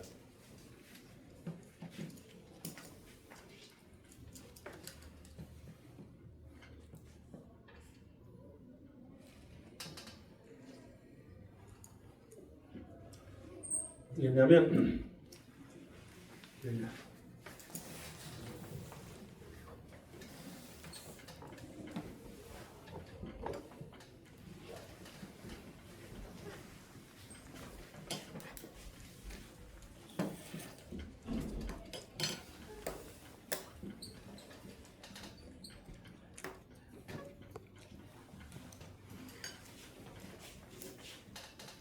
죄라는 거를 우리는 굉장히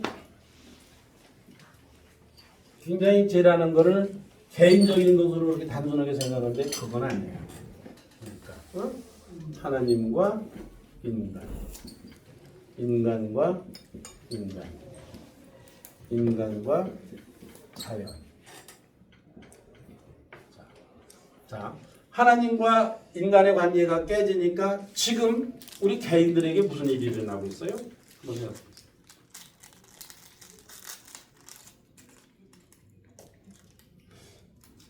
하나님과 나하고 관계가 깨지니까 내 개인에게 무슨 문제가 일어났어요? 무슨 현상이 일어났습니까? 원해피 안 가요? 원해피. 무슨 일이 일어났겠습니까? 죽음? 아니야. 계획 삭슨. 우상이 생겼어. 우상이. 나에게 하나님이 또 생겼어. 누구냐? 자식, 돈, 이데올로기, 사람.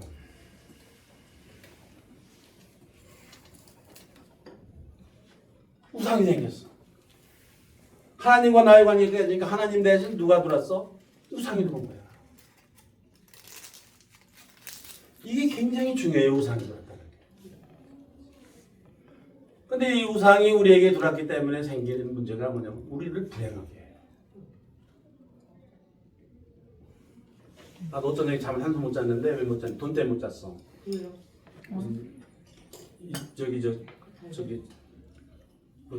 일신병원도 좀 어렵다고 내가 들었고 뭐든 잠이 안 오더라고. 우상이야 그게. 돈이 우상이야 보니까.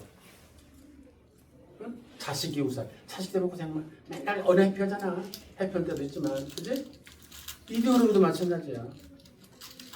야 이데올로기에 코가 껴가지고 나는 20년 30년 징역 싸놓는 사람도 봤어.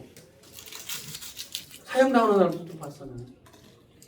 이데올로기 때문에. 사람도 마찬가지야. 노무현이 좋아하는, 노무현 욕하면 얼마나 불해피해. 노무현이 좋아하는 사람만 있는 게 아니잖아. 노무현 욕하는 사람 있으면 그거 들으면 기분 나쁘잖아. 노사모인데. 사람. 또 뭐 마누라일 수도 있어. 남편일 수도 있고. 우상. 그지?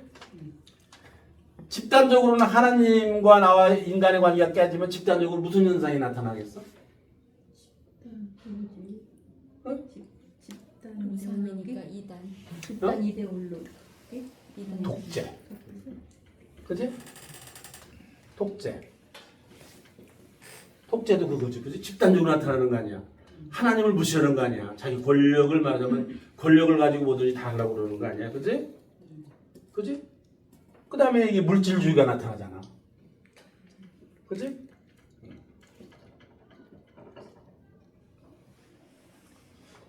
이게 그러면 하나님과 나와의 관계가 깨지면은 미래에 앞으로 내가 이 미래는 죽은 후야. 내지는 죽기 전 앞으로 내 인생이 말 때야. 이때 뭐가 오겠어? 뭐가 오겠어? 심판이 오지. 그지? 하나님과 나와의 관계가 깨지니까 하나님에 의한 심판이 오잖아. 우상 숭배를 한 죄를 졌기 때문에 나에게 늘 괴로움이 오잖아요. 심판이지 그것도. 그렇지? 독재 정권에 대해서 하나님과의 관계가 깨졌기 때문에 집단적으로 나타나는 게 독재인데 독재 때문에 우리가 당하는 아픔이 뭐 괴로움 같은 게 있잖아. 심판이잖아 그게. 그렇지? 그래서 나중에 이제 집단적으로는 하나님과 나와의 관계가 인간의 관계가 깨지면 뭐가 되는 거야? 심판 다음에 지옥 가는 거야. 지옥 가는 거야. 이 죄야.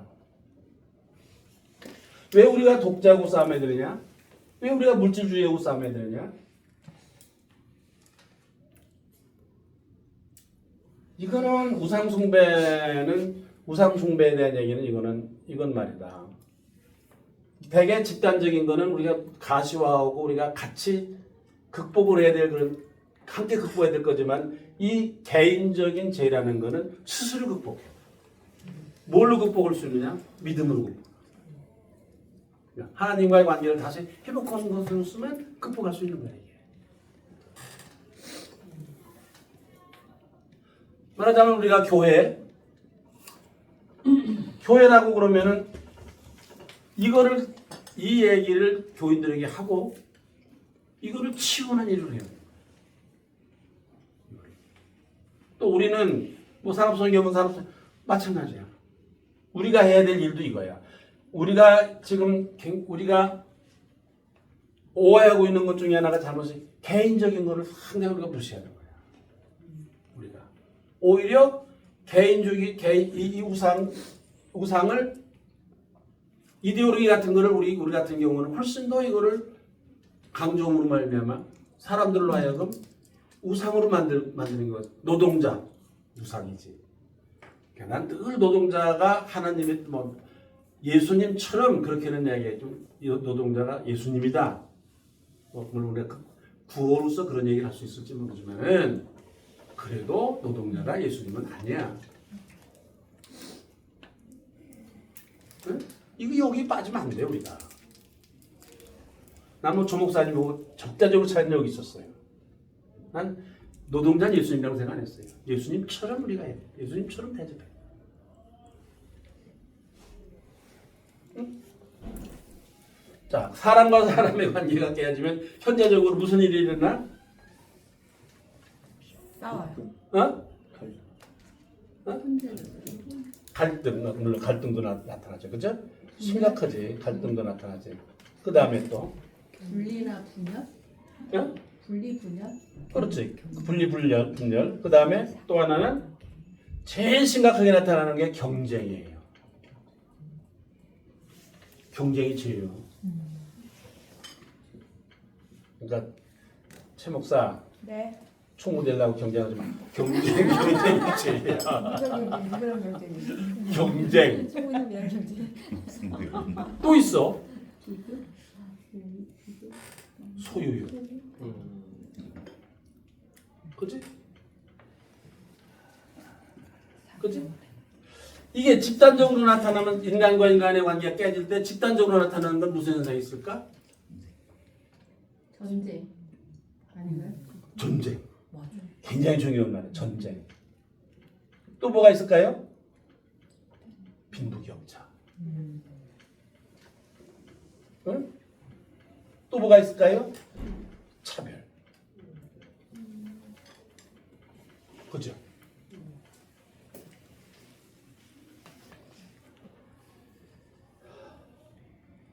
미래에는 이렇게 되면은 인간이 어떻게 돼요? 불행하게 되지. 그지? 불행하게 되지. 집단 간에는 분쟁이 생기죠. 전쟁이, 그렇죠? 인간과 자연이 관계가 깨지면 나타나는 게 뭐죠? 기후위기. 그거는 집단적으로 나타나는 거죠, 그죠? 맞아요. 기후 위기. 위기, 그지? 개인적으로는 자연 파괴인데 이거 뭐라고 해야 되죠? 개발이죠, 개발. 예, 그냥 착취 뭐 이런 것도 있을 수 있고. 과소비, 그죠? 과소비. 개발은 여기도 들어갈 수 있어요, 그죠? 과소비. 그럴 수 있죠. 이렇게 되면은 무슨 일이 일어납니까? 재앙이 일어나지 뭐. 재앙과 멸망이죠. 그죠? 이해치? 나는 목사한 지가 50년 넘었지만은 내가 죄를 이렇게 구분해 본 거는 처음이에요. 아마 자기도 처음 들었지? 네. 죄라는 게 이렇게 버라이어티예요. 내가 이 얘기를 왜 그러냐면 여러분들이 여기 하나의 죄를 단순화하면 안 된다라고 얘기하는 거예요. 단순화하지 마라. 일단 청소적인 죄인은 구멍이 없네요. 단순하지 마라. 특별히 우리가 산업선교라든지 뭐 홀리베이션이라든지 뭐 홀리베이션 좀 다르긴 한데 이런 일을 한 사회선교를 한다고 그럴 때 무시하고 있는 게 개인이에요. 개인적인 이 분야예요. 이게 해방이 안 되면은 여기에서 빠져나오지 않으면 절대로 행복해질 수가 없고 집단의 구원도 이루어지지 않는 거예요. 그래서 내가 산업선교하고서 마지막에 교회해야 된다라고 생각하는 것 중에 하나가 사람이 변해야 된다. 임금 올리는 것만 가지고는 안 된다. 노동자들의 조건만 개선돼 갖고는 안 된다. 사람이 바뀌지 않으면 절대로 행복할 수가 없고 완전한 구원에 이를 수가 없다. 우리가 구원을 목적으로 하는 사람은 아니야.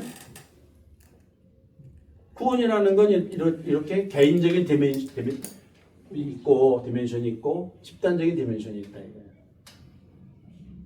이거를 말하자면 우리가 놓치면 안 된다 이거야. 그러면은 산업선교에서 개인적인 이거를 요즘 우리 선배들도 있다가 만나보면은 이 개인적인 여기에서 벗어나지 우리가 치유를 안 했어요. 이거에 대해서. 여기에 대한 치유 사역을 안 한 거야. 그건 얘들하고 같이 엎드려 같이 손잡고 기도도 해본 적이 없고 같이 성경을 우리가 읽어본 적도 없고 개인적인 치유를 안 한 거야. 계물이 됐어요. 이기주의적이고 정의가 앞서고 모든 것에 정의가 앞서고 정의라는 것도 사람을 위한 정의야지 정의를 위한 정의는 안 되는 거거든.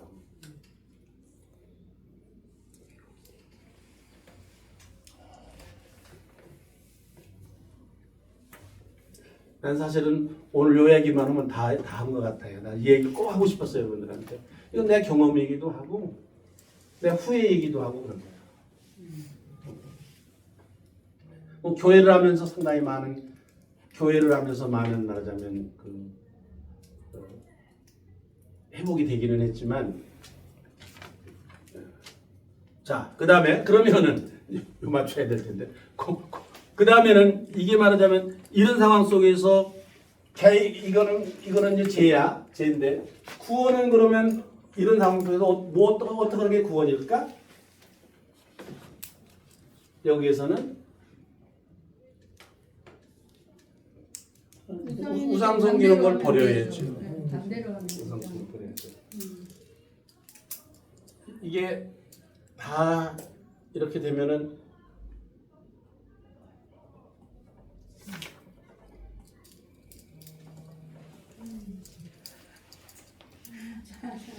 이게 우상 숭배를 해야 우상 숭배를 버려야 사람이 편안해져요. 마음이 평화가 와요. 그죠? 사람과 사람의 사이에서는 구원이 뭘까? 평등이에요. 그죠? 그래서 결국은 나중에는 정의 사회가 이루어지는 거 아니겠어요? 근데 이제 미래에 대해서는 말하자면 미래에 대해서는 개인이든지 이거는 이제 심판을 통해서 이거는 뭐 어디로 가느냐? 천국에 가지. 그래야 구원이지. 집단은 어떻게 되는 거냐? 집단은 성경에서 가르치는데 잘 사람들이 얘기 안 하는데 천년왕국이에요. 천년왕국. 처음 들어보는 얘기지? 내가 산업선교 저기 천년왕국. 갈릴리 교회에서 한 번도 가르쳐 본 적이 없어. 천년왕국이라는 게 있어요. 이 땅 위에 이루어지는 하나님이 통치하시는 천년왕국. 그러니까 구약에서는 하나님의 날. 이 땅 위에 이루어지게 하시옵소서. 뜻이 하늘에서 이루어진 것까지 땅에서 이루어지게 하시옵소서. 이게 천년왕국이야. 하나님이 건설하시려고 하나님이 원하시는 거는 두 가지야. 하나는 개인적으로는 개인적으로는 죽으면은 그것으로서 하나님 나라에 들어가는 천국에 들어가는 거예요. 근데 우리가 말하는 거는 집단적으로는 하나님의 나라가 이 땅에 오는 거예요. 말세라는 거 있잖아. 말세라는 거 있잖아. 하나님의 나라가 이 땅에 이루어져서 예수님이 이 세상을 1000년 동안 다스리신다. 이 땅에서. 근데 사실은 이 천년왕국 사상이 굉장히 중요한 사상이에요. 이게 종말론이거든요. 그러니까 종말론이 두 개. 개인적 종말이 있고 집단적 종말이 있어요. 개인적 종말은 우리가 다 개인적으로 맞이하는 거예요. 심판을 통해서 뭐 천국에 가든지 이렇게 되는 거예요. 그러니까 집단적인 종말이라는 것은 엔드 오브 에스카톨로지. 이게 그 마지막에 종말론이라는 건 이 땅 위에 하나님의 나라가 이루어지기를 바라는 거예요. 그리고 사실은 우리가 하려고 하는 것 중에 하나는 하나님의 나라가 이 땅 위에 이루어지도록 하려고 하는 역할이에요. 마지막에 이걸 이루시는 분은 주님의 재림을 통해서 이 땅 위에 이루어진다. 이게 신학적인 말하자면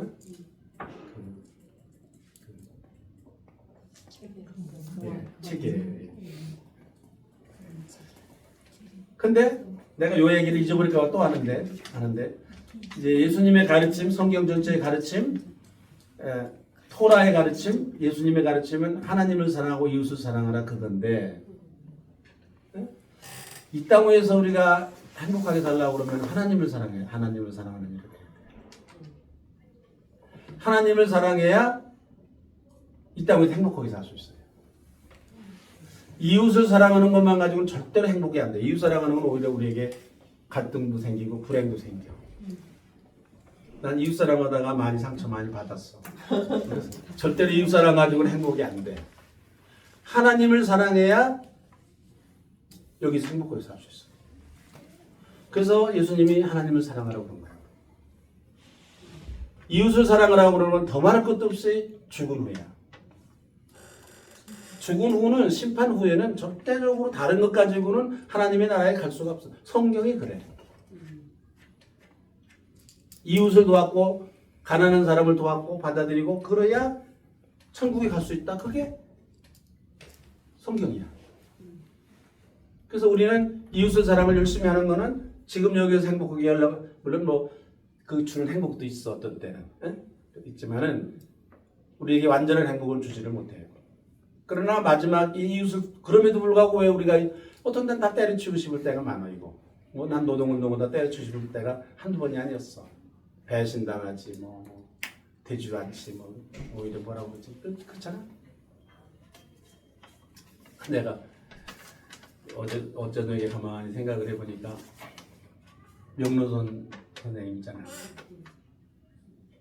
내가 가만히 생각해보니까 아침에 애들이 6시, 7시쯤 12시간 일 끝나고 오잖아. 그럼 나도 먼저 와서 뭐 불 펴놓고 막 이래야 될 테니까 연탄 불 피고 뭐 이렇게 해야 될 테니까 나도 뭐 아침도 안 먹고 일찍 왔어. 도시락 싸온 것도 아니야. 또 저녁에 또 뭐 이렇게 노동자들 그룹 활동도 하고 가려면 10시 나가야 되니까 저녁도 여기서 먹었어야 돼. 또 어디서 먹었나 내가. 명선생이 해준 것 같다. 어제도 그저께도 그 애들 얘기를 해보니까 다 여기 와가지고 죽치고 살았잖아 애들이. 그 누가 밥을 했어? 이 여자가 다 갖다가 밥을 해준 것 같다. 그래서 이거 밥값 내는 거 마땅하다 내가. 내가 그 생각을 했어. 그러나 저러나 계속해서 내가 얘기하겠지만은 하나님 사랑이라는 하나님 이 땅 위에서 하나님 사랑을 하지 않으면은 절대로 행복하게 못 살아. 하나님 사랑한다는 얘기는 아까 얘기한 대로 우상 숭배하는 거 이게 다 여기에 소속돼 있어. 우상 숭배니까 경쟁도 생기고 뭐 자기가 소유도 가지려고 그러고 다 그러는 거야. 우상이 내 삶의 우상이었고 다 하나님 거다. 그렇게 하면은 그러면은 이 세상에 행복하게 살 수 있어. 다 하나님 거다 그러는데 뭐. 그래서 내가 보기에 두 가지가 큰 문제더라고 우리에게 있어서. 우상이 문제예요. 우상. 이거는 끝없는 신앙적인 투쟁을 해야 돼요. 그러나 이건 기도로서만 가능하다고 생각해. 끝없이 자기와의 싸움을 해야 되는데 하나님 앞에서 자기와의 싸움이라는 건 기도야.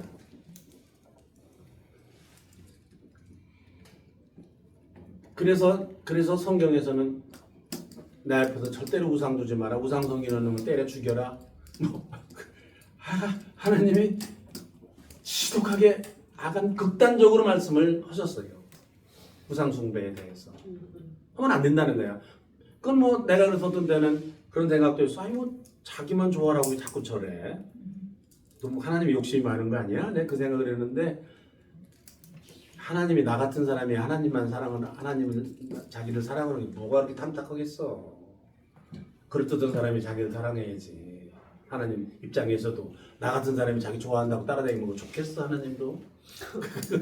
안 그래? 어? 그래도 그렇게 하면 안 된다는 얘기는 너 그래야 행복하게 살 수 있다 이 세상에서.